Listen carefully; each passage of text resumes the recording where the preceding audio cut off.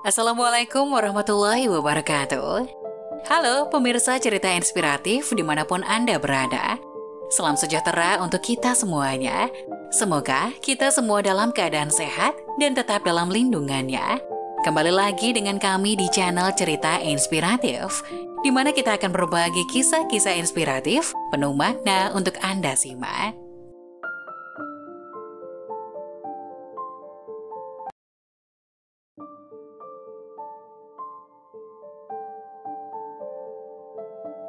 Pulang kerja, lihat istri mandi dengan pintu terbuka. Saat ikut masuk, suami nangis. Ternyata, semoga video yang kami sampaikan ini dapat menyadarkan para suami yang banyak menuntut pada istri. Aku tidak berani menyebut diriku sebagai orang baik, tapi di mata banyak orang, aku adalah orang seperti itu. Stabil, berpenghasilan cukup, sayang istri. Aku pikir dalam masyarakat sekarang yang banyak godaan, mampu untuk tidak tergoda dengan itu semua sudah lebih dari cukup untuk disebut sebagai pemuda yang baik. Istriku adalah cinta pertamaku. Kami berpacaran selama 3 tahun sebelum memutuskan untuk menikah. Kami saling pengertian sangat dalam, sehingga hanya dengan saling memandang saja, sudah tahu apa yang difikirkan masing-masing. Aku sendiri yakin bahwa kehidupan pernikahan kami seperti ini. Karena itu, boleh dikatakan bahwa kami menjalani pernikahan yang bahagia. Setelah menikah, istriku telah membuktikan dirinya sebagai wanita yang baik. Dia hampir menghentikan semua kegemaran dari kebiasaannya, serta segala hobi, demi memenuhi kewajiban dan tanggung jawab sebagai seorang istri. Sebelum berangkat kerja di pagi hari, aku hanya tinggal duduk. Sementara sarapan, perlengkapan dan baju kerja sudah disiapkan oleh istri. Saat pulang kerja, makan malam sudah siap di meja dan aku hanya tinggal makan saja. Semua pekerjaan rumah termasuk mencuci, menyapu, dan memasak juga sudah beres dikerjakan oleh istri. Keadaan ini berlangsung cukup lama, sehingga aku mulai merasa biasa dan berpikir bahwa memang seharusnya itu kewajiban seorang istri untuk suaminya. Aku sama sekali tidak pernah melakukan pekerjaan apapun di rumah. Lambat laun, aku mulai merasa seperti raja yang harus sudah disiapkan segala keperluannya di rumah. Setelah kami punya anak pertama, tentu saja kesibukan istriku bertambah. Dia tidak hanya mengurus rumah dan aku, tapi juga mengurus keperluan anak. Aku sering melihatnya sibuk, namun aku tetap tidak sadar. Saat di rumah, aku terkadang bermain dengan anak sebentar, dan hanya itu saja, tidak pernah membantu sedikitpun pekerjaan istri. Orang luar memandang keluarga kami sebagai keluarga yang bahagia. Suaminya pandai cari uang, istrinya pandai mengurus rumah. Mereka tidak tahu bahwa sebetulnya saat ini, pekerjaan istriku sudah terlalu banyak. Setelah beberapa tahun, akhirnya anak kedua kami lahir. Seorang gadis kecil yang cantik kini menjadi anggota baru keluarga kami. Dan tentu saja itu artinya adalah tugas tambahan bagi istriku. Suatu hari saat aku sedang bermain dengan anak kedua kami, anak pertama kami menangis. Jadi istri yang saat itu sedang menyetrika, meninggalkan setrikaannya dan bergegas mendekati anak yang pertama. Ternyata dia lapar dan minta dibuatkan susu. Istriku pun segera memasak air untuk membuat susu sambil menenangkan anak pertama kami. Tiba-tiba telepon genggamku berbunyi. Jadi aku bergegas ke kamar untuk mengangkat telepon. Hanya sebentar saja, telepon itu berlangsung selama sekitar 5 menit dan aku segera kembali ke anak yang kedua lagi. Aku pun sangat terkejut. Anak keduaku sudah tergantung di tepi katil. Ternyata saat aku meninggalkannya, rupanya dia berusaha turun sendiri dari ranjang. Aku melihat istri sedang membuat susu untuk anak pertama. Aku pun memanggilnya dan langsung memarahinya.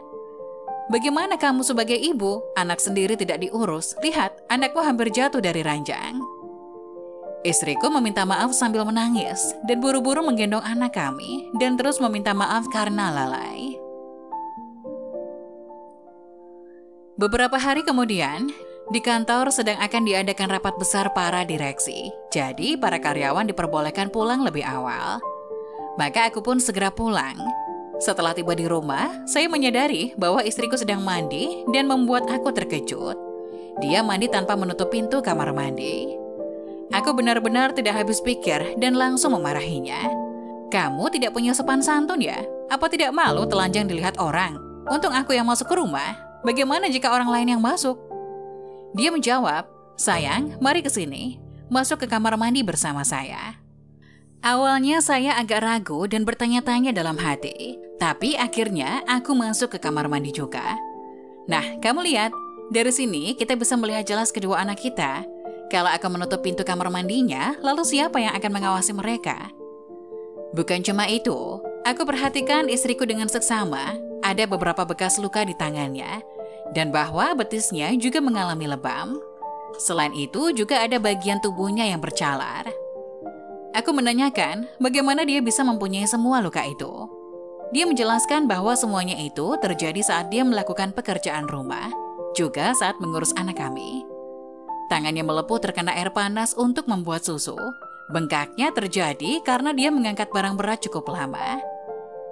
Tepat saat itu, anak kedua kami menangis. Tanpa berpakaian dan dengan hanya mengenakan handuk, istriku segera menghampiri anak kami. Dia segera berusaha menenangkannya. Ternyata anak kami mengompol, dan dia segera mengganti celananya. Celana yang kotor itu ditaruh ke keranjang cucian. Saat itu, saya baru menyadari satu hal. Biasanya saat pulang kerja di waktu biasa, semua cucian sudah selesai dicuci. Kali ini saya melihat di tumpukan baju kotor itu ada bajuku, bajunya, serta baju kotor kedua anak kami. Itu adalah satu tumpukan baju kotor yang sangat banyak. Aku baru menyadari bahwa selama ini tanpa aku ketahui, ternyata istriku telah menanggung beban pekerjaan yang begitu banyak. Tiba-tiba hatiku terasa sakit. Aku merasa sedih sekaligus malu. Aku baru sadar, saat itu anak pertama kami baru berusia 4 tahun. Anak kedua kami hampir berusia 1 tahun. Aku merasa bodoh dan bersalah. Bagaimana boleh selama ini aku tidak tahu kalau pekerjaan istriku sebegitu banyak. Dan bahwa mengurus 2 anak yang masih kecil ini sebegitu sibuk. Aku memeluk istriku, aku menangis dan meminta maaf padanya. Sejak saat itu, setiap ada kesempatan, aku pasti akan membantu pekerjaan istri. Dan kini, bukan hanya pekerjaan istri, aku sendiri tidak menutup pintu kamar mandi saat mandi, supaya aku juga bisa terus mengawasi anak-anak kami. Aku rasa seharusnya memang seperti ini. Sebagai suami istri sudah sepantasnya saling membantu dan bekerja sama satu sama lain. Tak ada posisi yang lebih tinggi ataupun rendah di antara suami istri. Kehidupan suami istri yang bahagia cuma dapat terwujud kalau keduanya mau untuk saling memahami juga saling pengertian.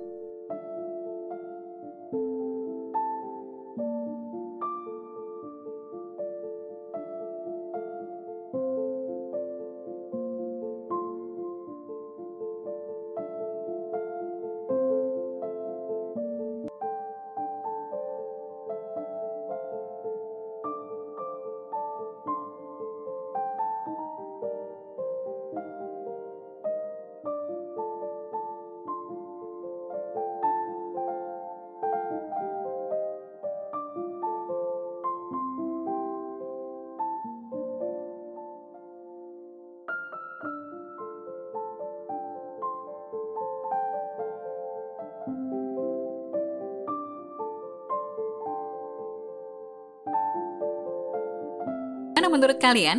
Jangan lupa tulis pendapat kalian di kolom komentar ya. Wassalamualaikum warahmatullahi wabarakatuh.